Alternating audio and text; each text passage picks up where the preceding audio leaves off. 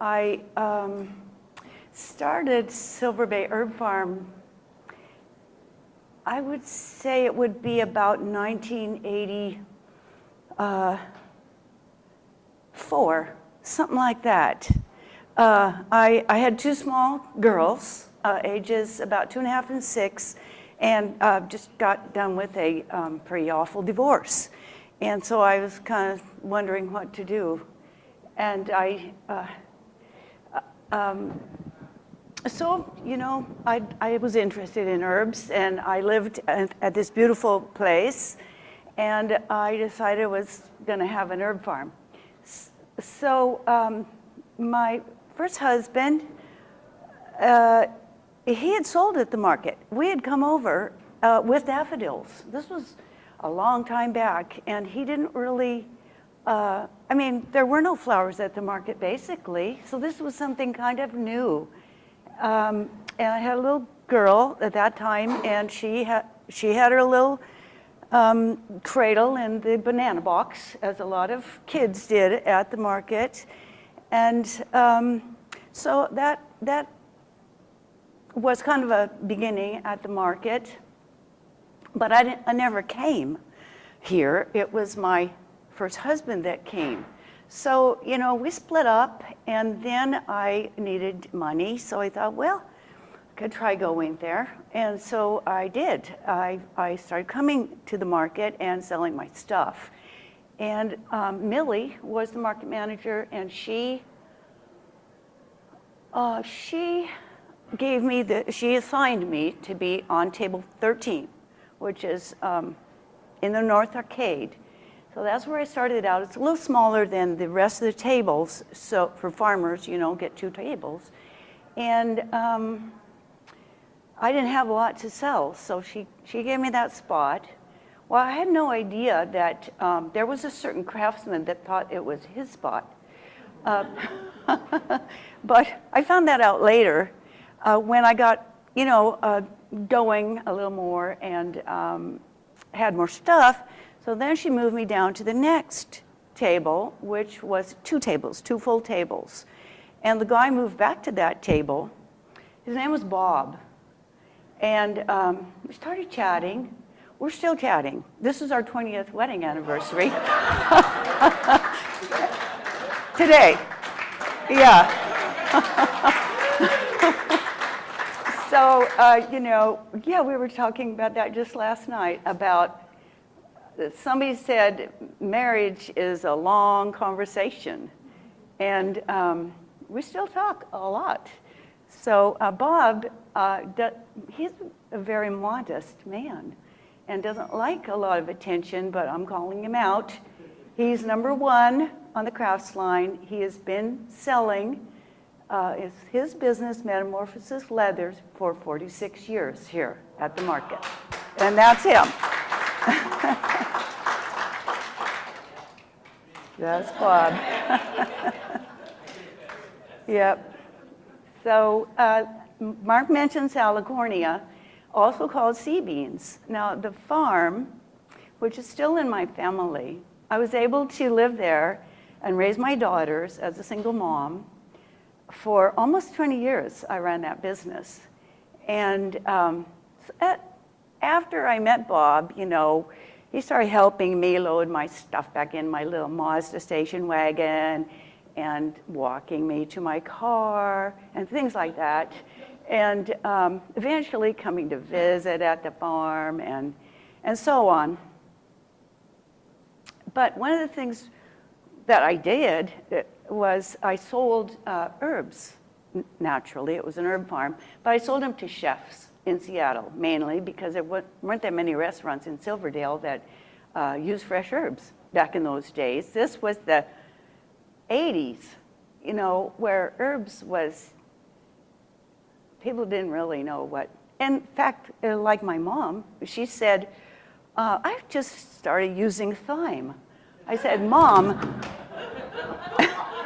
you just can't say thyme.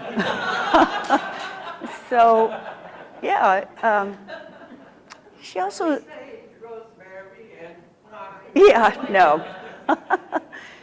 So But yeah, I sold, well, that's a story of its own, but I sold herbs to a lot of wonderful restaurants here in Seattle and met many, many chefs. And then there was a woman that ran the little shop at Swanson's Nursery. And she called me and she asked me if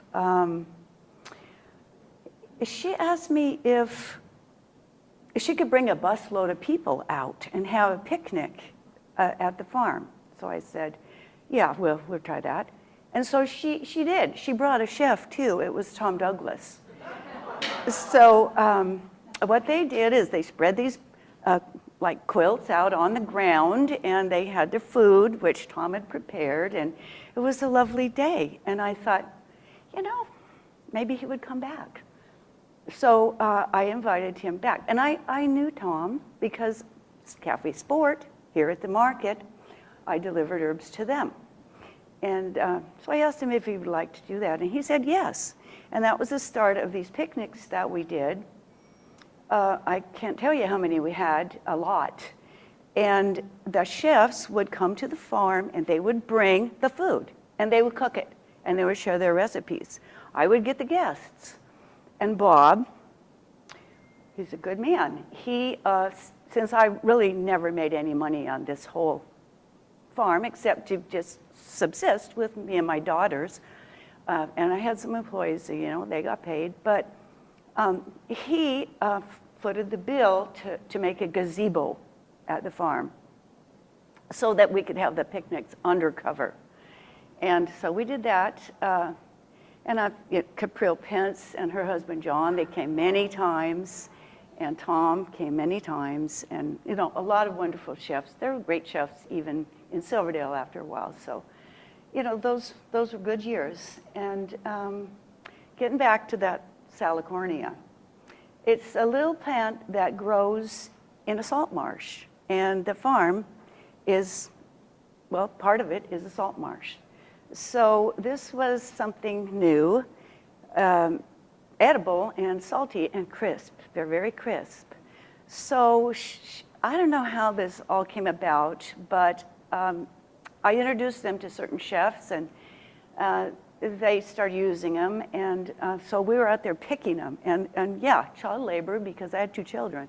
So they had to do it, and one of my friends stayed with me for a summer with her children, and we've got some pictures out, you know, the kids out there picking these things. And so the market had a competition, the salad competition one year, like who could be the salad champ. So I like to cook, and I know herbs pretty well, so I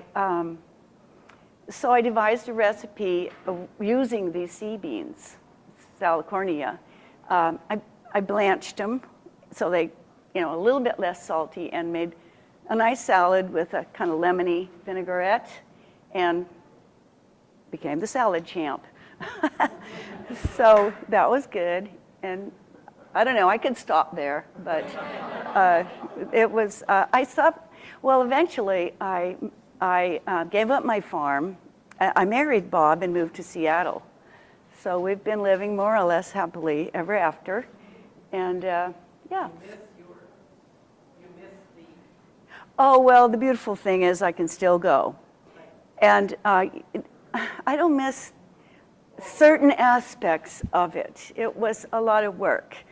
But, and my daughters had to work a lot. So, you know, that could have been a mistake. But I have 2 daughters. One is, oh, I just get to brag now. She is living in Boise. She is an OBGYN doctor.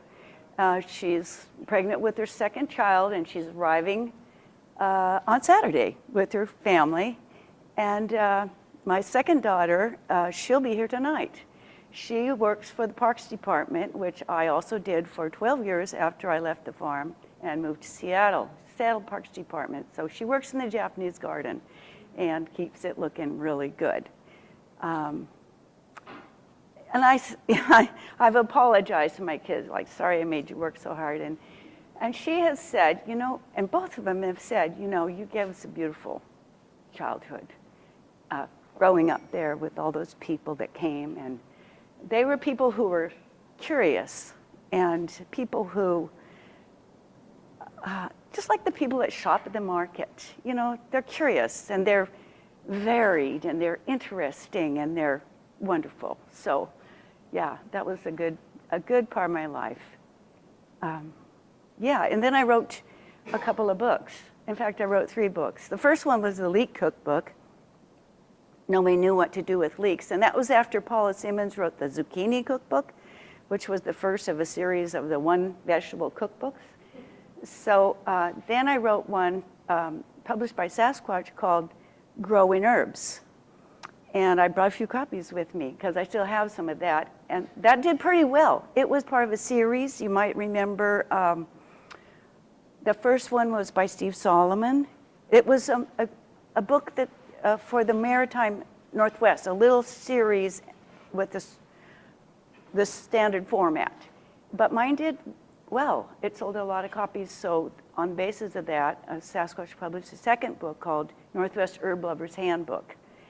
And it went out of print a few years ago, maybe 3 or so, but it sold about 20,000 copies. So when I finish the novel I'm writing now, which I've been working on a long time, then I'm going to republish that book and with a new edition.